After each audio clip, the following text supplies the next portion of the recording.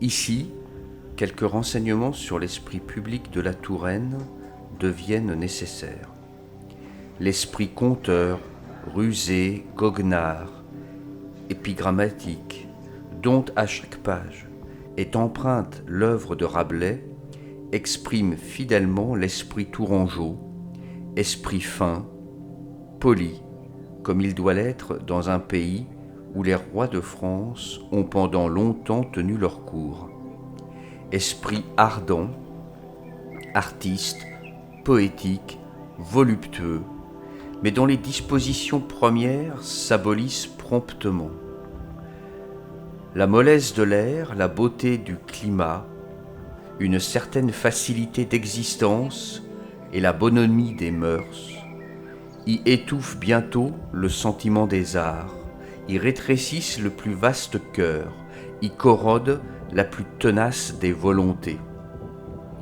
Transplanter le Tourangeau, ses qualités se développent et produisent de grandes choses, ainsi que l'ont prouvé, dans les sphères d'activité les plus diverses, Rabelais et Semblançay, Plantin l'imprimeur et Descartes, Boucicaut, le Napoléon de son temps, et Pinégrier, qui peignit la majeure partie des vitraux dans les cathédrales, puis Verville et Courier.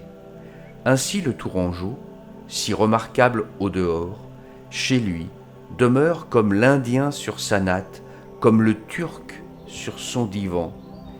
Il emploie son esprit à se moquer du voisin, à se réjouir et arriver au bout de la vie heureux. La Touraine est la véritable abbaye de Thélème, si vantée dans le livre de Gargantua. Il s'y trouve, comme dans l'œuvre du poète, de complaisantes religieuses, et la bonne chère, tant célébrée par Rabelais, y trône. Quant à la fainéantise, tout est sublime et admirablement exprimé par ce dicton populaire. Tourangeau, veux-tu de la soupe ? Oui. Apporte ton écuelle, je n'ai plus faim. Est-ce à la joie du vignoble ? Est-ce à la douceur harmonieuse des plus beaux paysages de la France ? Est-ce à la tranquillité d'un pays où jamais ne pénètrent les armes de l'étranger qu'est dû le molle abandon de ses faciles et douces mœurs ? À ces questions, nulle réponse.